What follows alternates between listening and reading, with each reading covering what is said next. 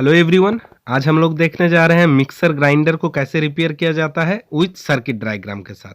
ठीक है, तो हम लोग सबसे पहले देख लेते हैं कि एक मिक्सर ग्राइंडर के अंदर रहता क्या क्या है। ठीक है, हम लोग पूरा डिटेल में समझेंगे और कैसे रिपेयर करते हैं उसको भी समझेंगे। तो चलिए शुरू करते हैं। तो सबसे पहले तो हम लोगों के पास एक 3 पिन प्लग होता है, एक तो मोटर रहता है जो घुमाता है मिक्सर को, एक रोटरी स्विच रहता है जिससे हम लोग स्पीड कंट्रोल करते हैं, एक इंडिकेटर लाइट जो इंडिकेट करता है करंट आ चुका है, और एक सर्किट ब्रेकर।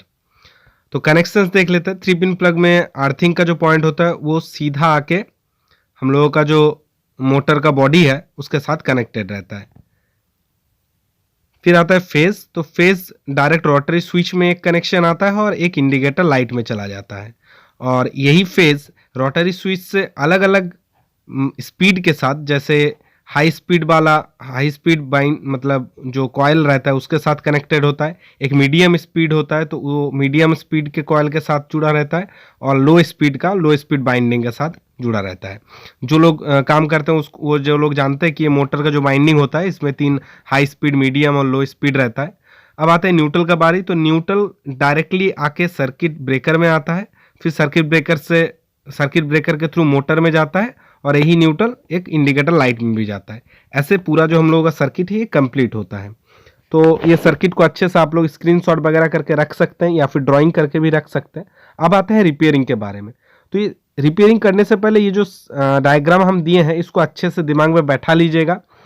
तो सबसे पहले बात करते हैं सर्किट ब्रेकर। ये जो सर्किट ब्रेकर स्विच है इसका काम होता है कि अगर मोटर ज़्यादा मतलब लोड पड़ जाए मोटर में तो ये सर्किट को ब्रेक कर देता है, ठीक है, बंद कर देता है। तो ये स्विच कभी कभी ऑफ हो जाता है, फिर इसको पुश करके मतलब ऑन करना पड़ता है, तब जाके फिर से मिक्सर मेरा चलता है। इंडिकेटर लाइट ज़्यादा है उसमें ख़राब नहीं होता है मोटर में, इसका मोटर ख़राब होता है। ठीक है, रोटरी स्विच खराब होता है। रोटरी स्विच से हम लोग क्या करते हैं ना, इसका जो ये एक तरह का रेगुलेटर स्विच है जो मोटर के स्पीड को कंट्रोल करता है। अब आते हैं हम लोग मोटर के ऊपर। तो मोटर में क्या होता है, ये जो मोटर होता है ये ज़्यादा प्रेशर के कारण या बहुत दिन होने के कारण इसका जो बाइंडिंग है ये जल जाता है। जैसे फ़ैन वगैरह का बाइंडिंग होता है ऐसे आप बाइंडिंग फ़ैन की दुकान से या जो भी कॉयल बाइंडिंग करता है उसके दुकान से कर लेना पड़ता है। ठीक है, ये मोटर भी ख़राब होता है बहुत ज़्यादा। और अगर आपके पास कोई ख़राब आता है मतलब मिक्सर, तो सबसे पहले तो आप ये जो डायग्राम है इसको देख के इसका जो पावर का सीक्वेंस है मतलब फेस कहाँ से कहाँ तक मतलब मोटर तक पहुंच रहा है कि नहीं, नेगेटिव मोटर तक पहुंच रहा है कि नहीं, ये सब चेक कर लीजिए। जैसे रोटरी स्विच हो गया, सर्किट ब्रेकर हो गया, ये सब चेक कर लीजिए।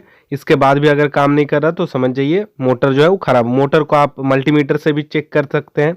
ठीक है, इस मोटर में नोटिस कीजिएगा कि इसमें 2-3 बाइंडिंग होता है, एक हाई स्पीड बाइंडिंग होता है, एक मीडियम स्पीड, एक लो स्पीड।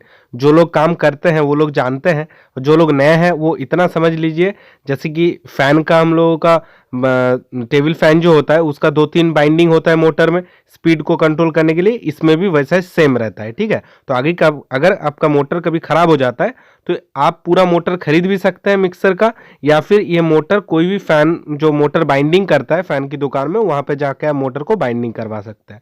तो आज का वीडियो यहीं तक था। थैंक यू गाइस, मेरा चैनल को सब्सक्राइब कर दीजिएगा ऐसे और वीडियोस देखने के लिए, और शेयर लाइक करना मत भूलिएगा। Thank you guys, thank you for watching.